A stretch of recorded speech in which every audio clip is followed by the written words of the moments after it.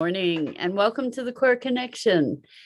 I'm Mira Rubin, and today's topic is wisdom.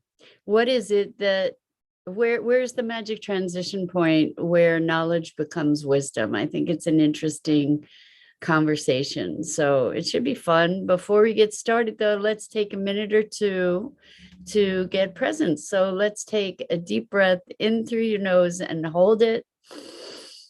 And imagine clean, crisp oxygen flooding into your lungs, flowing into your bloodstream, nourishing all your cells, all your organs, bringing vital life energy to your body and being. And as you exhale, exhale any tension, stress, negativity, fatigue.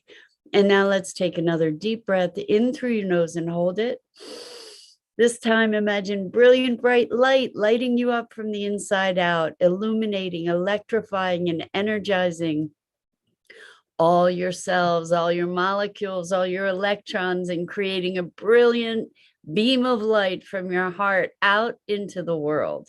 And as you exhale, exhale any remaining tension, stress, negativity, fatigue. And now let's just gently press our palms together. Very, very, very softly. Let's rub our fingers against our palms. Feel the deliciousness of that sensation, the tickling and the tingling, and allow it to make you present to your physicalness and how miraculous it is that we get to experience life through these magnificent physical forms. So welcome, welcome, welcome. It's great to be here with you. As always, and today's topic is wisdom. And I wonder what it is. I think we've talked about wisdom before, but I think that we know certain people that whom we consider wise. And what is it that makes those people or makes us have that perspective about those people? I don't think that wisdom is necessarily a function of age. Age can help because we've had more experience to inform our knowledge and our perspectives. At least that's the hope, right? That our years have contributed to a richer perspective. So I'm wondering, and by the way, I'm not seeing any comments. So if you guys are here and commenting, I'm not yet seeing them. Anyway, I'm just checking to make sure we're live on Facebook, and we are. So we should be good to go. Anyway, what is it about wisdom? I think maybe, there you are. Hi, Rosalind. Thank you for chiming in. I appreciate it. Welcome, welcome. It's always great to have you here with us. So wisdom, what is it that translates knowledge to wisdom? Because someone can be very, very knowledgeable, but not particularly wise, right? It's not just the facts.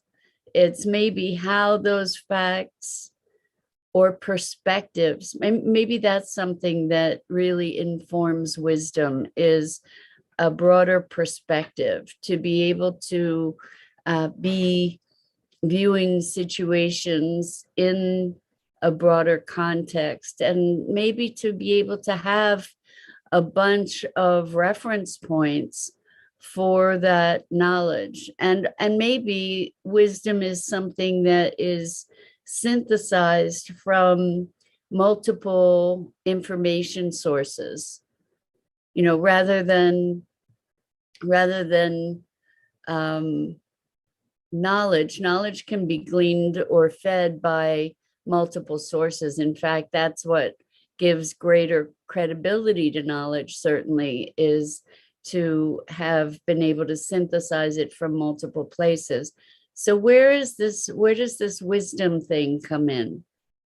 What is it that shifts or changes about knowledge? Maybe wisdom is perhaps, or part of wisdom is applied knowledge, perhaps. I think perspective has something to do with it. Experience has something to do with it. While we can have knowledge, I'm just thinking if wisdom is situational. I'm not, I think that perhaps we have different varying degrees of wisdom based on different circumstances. How could we be wise about something that we know nothing about? I think that's a worthy question, actually, because there may be places where a general perspective might be able to be applied to a circumstance that has many unknowns, and we could apply certain wisdom to. I wonder if all wisdom is timeless. I guess that's one of the things that is a consideration. And what is it? I know I'm filled with questions this morning. What is it that makes a person wise, or makes us perceive or consider that person to be wise?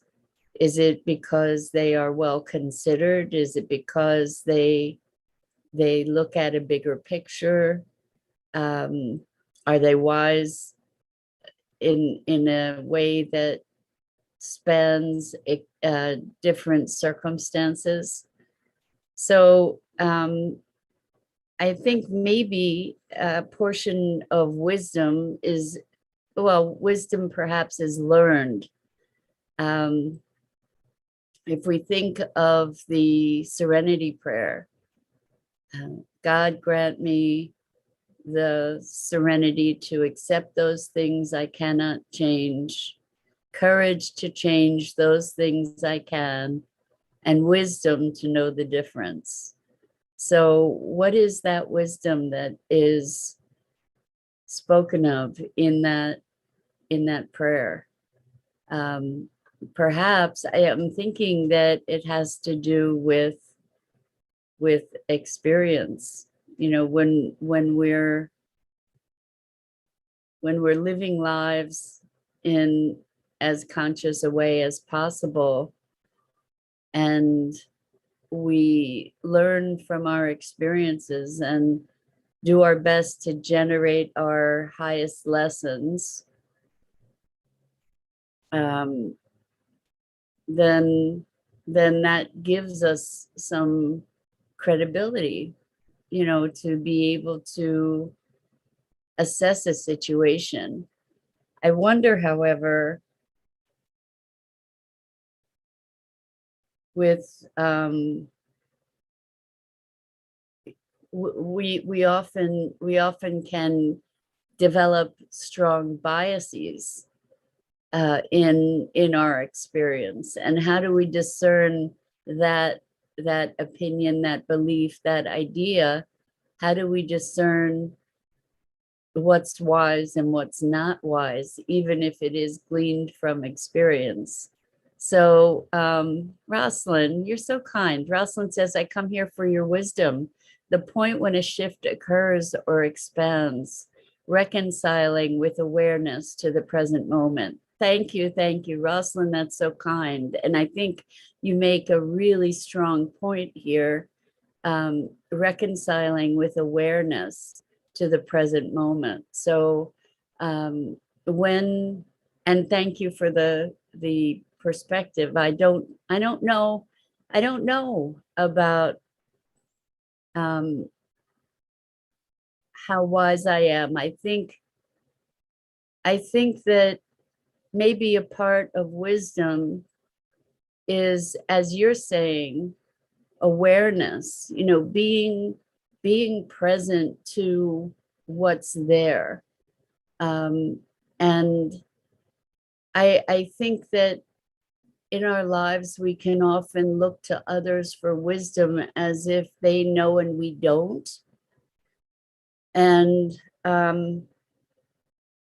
there have been situations in my life, and I imagine in yours as well, where I have deferred to other people's knowledge or even will by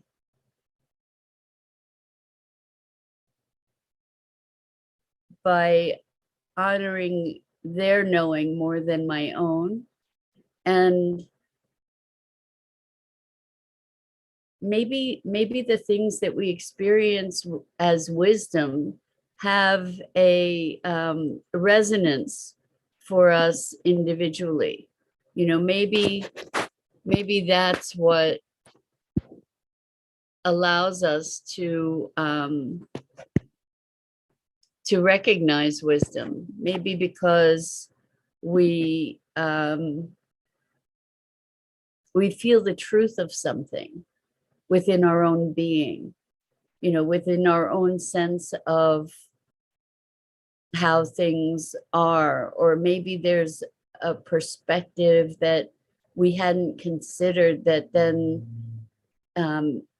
feels like it's enriching us in some way. So I wonder if that's what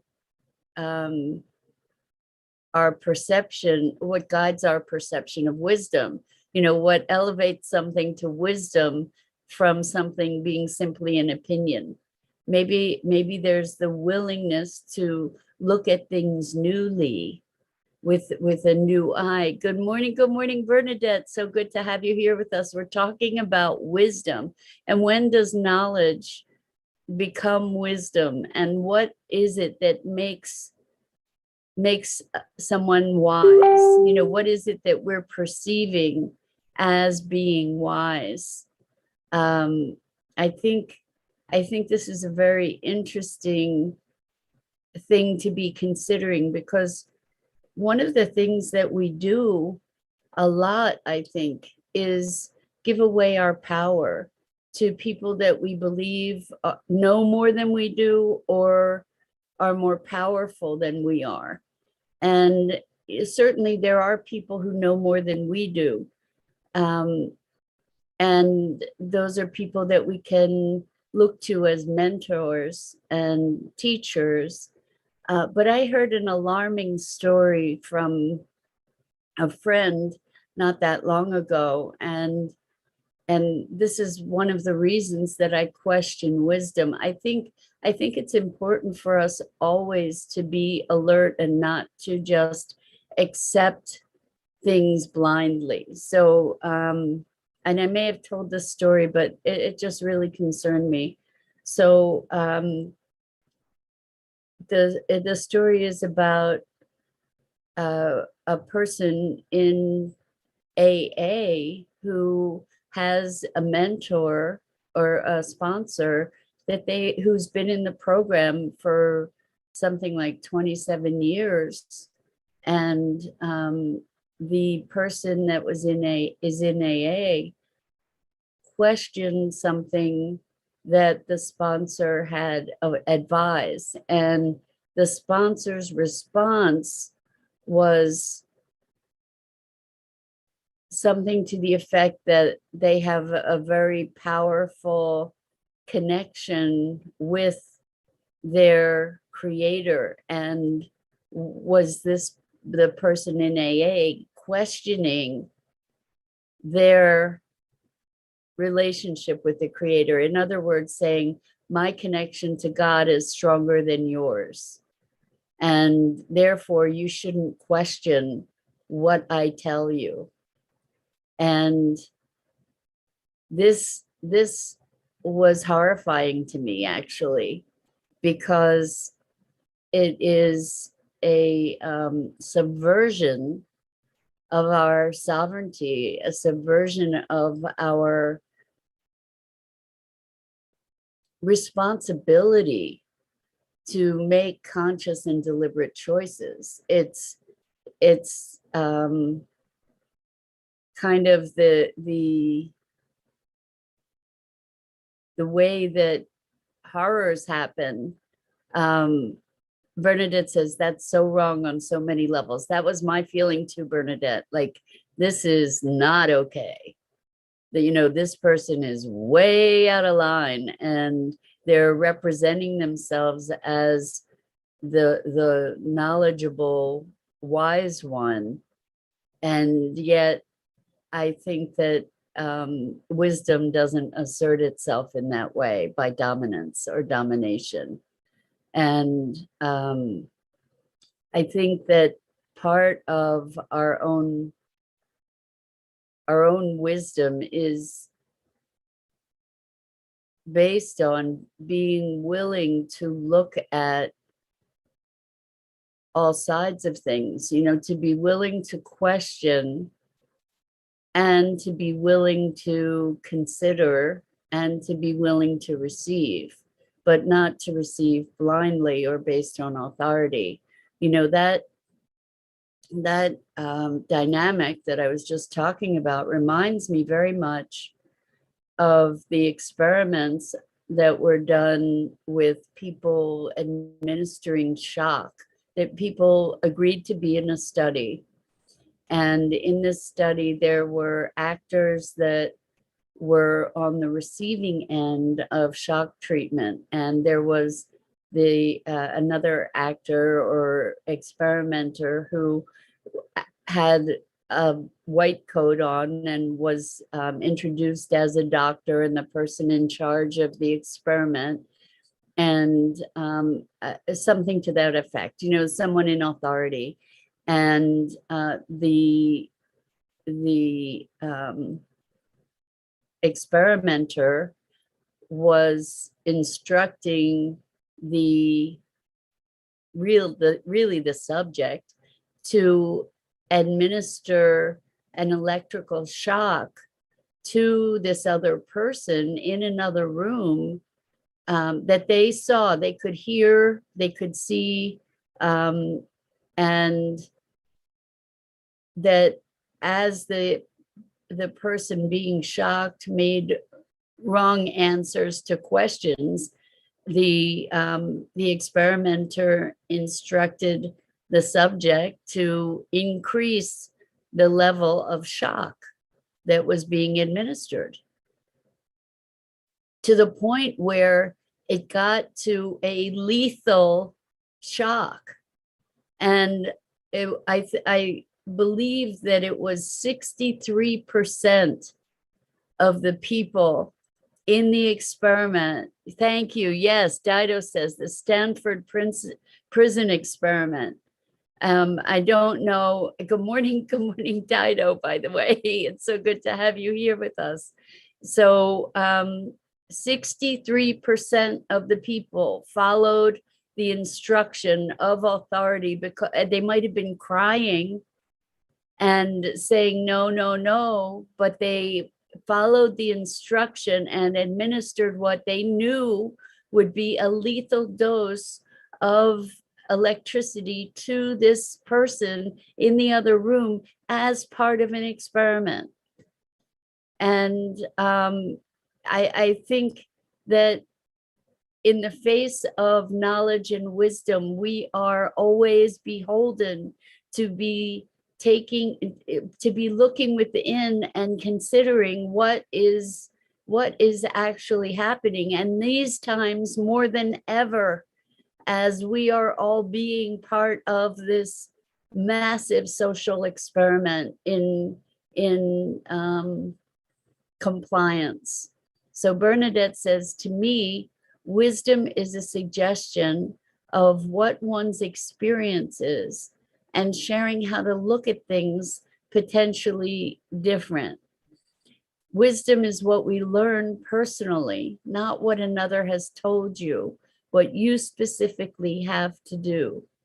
Oh, not what another has told you, what you specifically have to do. You share the knowledge of your wisdom and leave the listener to make their own progress. So I think you've kind of nailed it there, Bernadette, that one's experience and perspective is what breeds wisdom, hopefully. Not necessarily. It can, one's perspective and experience can also yield bigotry, hatred. It doesn't necessarily go to wisdom. So there's something at the heart of wisdom that I'm not quite putting my finger on here. So Rosalind says, the mind and the soul are not the same. That's right. This is getting juicy. The mind is an instrument of the soul. Ideally, it is. Regularly and mentally asserting or remembering one's true nature to further clarify the relationship between the two. The mind is the computer while the soul is the person using the computer. Well, that it's very interesting. My inclination is to think that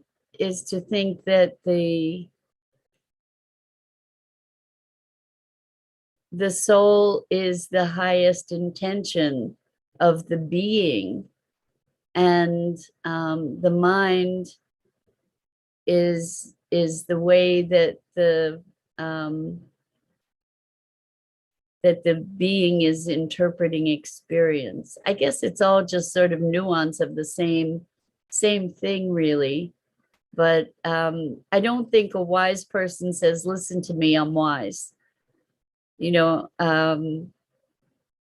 can see a parent in a role to say, oh my gosh, like you see your child going down a path that is dangerous or dark, and you want to be able to give them warning and give them sage advice. And those are the times, unfortunately, that the children might be least likely to listen. But you want to be able to share your wisdom, your awareness with them. And sometimes, to what Bernadette is saying, Bernadette says it can backfire, but that's what I call learning.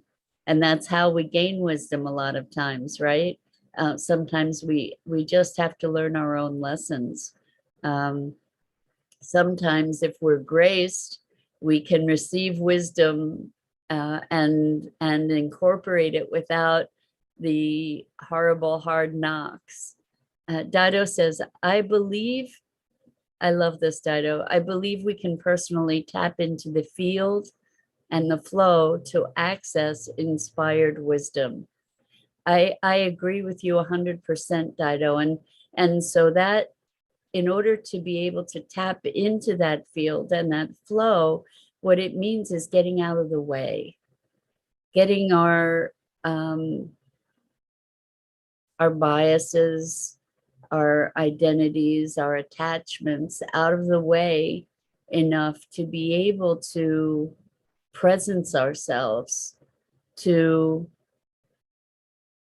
the knowingness that's there. And one of the ways that I think we can recognize truth, what truth and wisdom, it's interesting, do they correlate? Are they the same thing?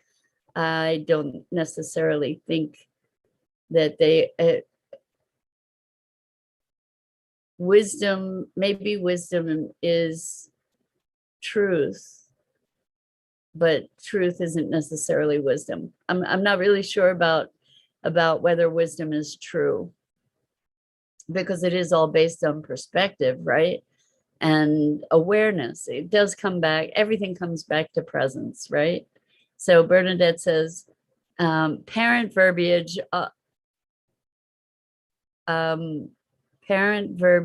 of times hopefully past. Listen to what I say, not what I do. Gotcha. So hopefully this isn't something that people are trying to enforce, do what I say, not as I do.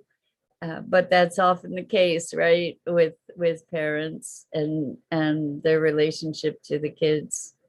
So wisdom, I think as I'm feeling into it, for me, real the awareness that I have, if there are moments that I have of wisdom, those moments of wisdom are born from a lot of experience, and a lot of lessons and a lot of learning.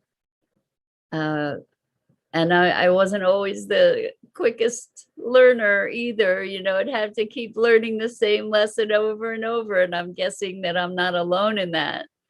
But after a point, like the one of the biggest lessons that I've had to learn over and over like that is pay attention, know what you know. And that means, when I say that, what that means is feel into your body, feel into your gut and the knowingness about a person or a situation. Bernadette says, LOL, I'm a late bloomer.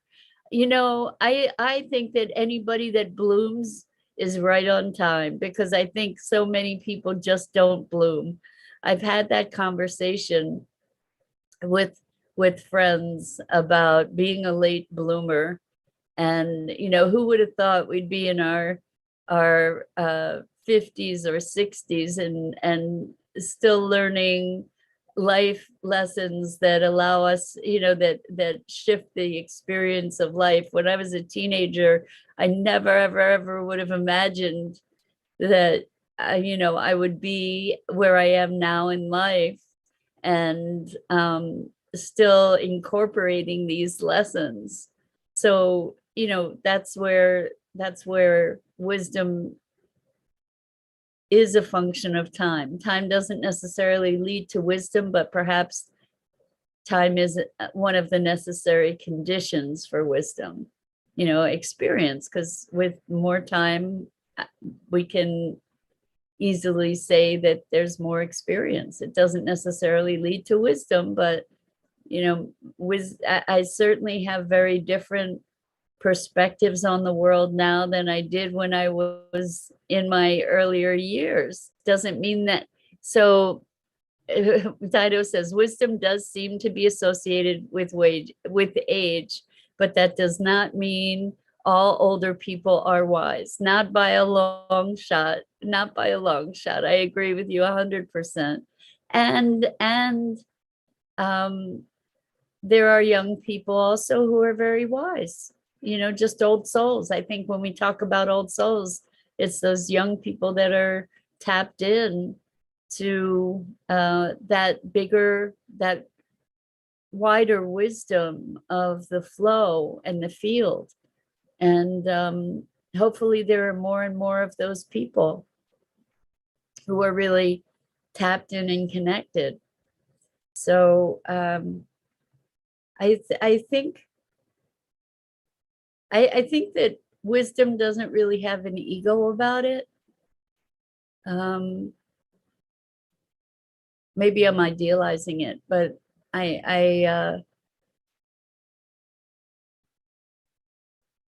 that's kind of, as I'm feeling into it, true wisdom doesn't necessarily, I don't think it has an ego about it. It just is observation, experience, and presence, and awareness, observation, experience, presence. So with that, I know in your sharing that there's a lot of wisdom in this group, and it's an honor to be having these conversations with you, and having you share your wisdom, and every now and then the gems that might show up from this side. I know you guys are sharing such richness with me. I so appreciate it. So that's it for this morning. I'm Mira Rubin. This is the Core Connection. And I go live each weekday morning here on the Enlightened World Network Facebook page. I invite you to check out the other awesome programming on Enlightened World Network, on EWN One with the Earth, on Enlightened World Living. And Rosalind says, in the stillness, one can become one with their higher soul and tap into wisdom. Exactly, Rosalind. I think that's what Dido was saying as far as tapping into the field. We all have different names for it, but we do have the ability to connect to that. So carry that into your day. Let's make this a day of wisdom and awareness. So until next time, so much love and appreciation. Hopefully, I will see you